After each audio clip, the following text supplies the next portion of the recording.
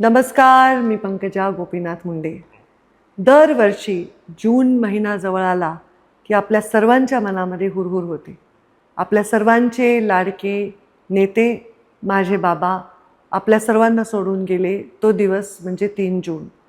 दरवर्षी मुंडे साहेबांनी जे शिकवलं त्या हिमतीवर मी मुंडे साहेबांच्या विचारांना पुढे चालू ठेवण्यासाठी नवीन पिढीला मुंडे साहेबांचं काम, त्यांचं कष्ट, त्यांचा संघर्ष, त्यांचा स्वाभिमान कळावा यासाठी प्रयत्नपूर्वक वेगवेगळे कार्यक्रम घेते. जे कार्यक्रम सामान्य माणसासाठी असतात, तळागाळातल्या लोकांसाठी असतात, त्यांचा वाणी आणि वाली बनण्यासाठी असतात. पण यावेळी प्रधानमंत्री नरेंद्र मोदीजी यांनी आवाहन केल्याप्रमाणे आपण पेट्रोलचा वापर कमी करावा, जास्तीत जास्त काटकसर करावी या भावनेने मी विचार करतच होते.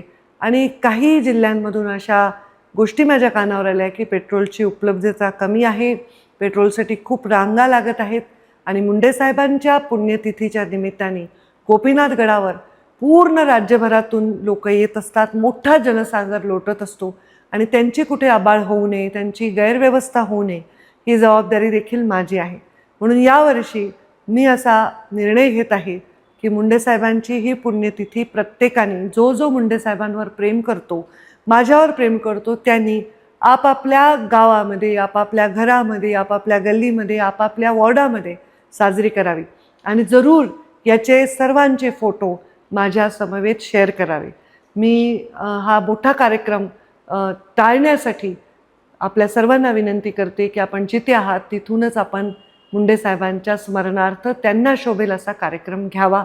ही माझी नम्र विनंती आपण सगळे स्वीकाराल अशी मी अपेक्षा करते. धन्यवाद.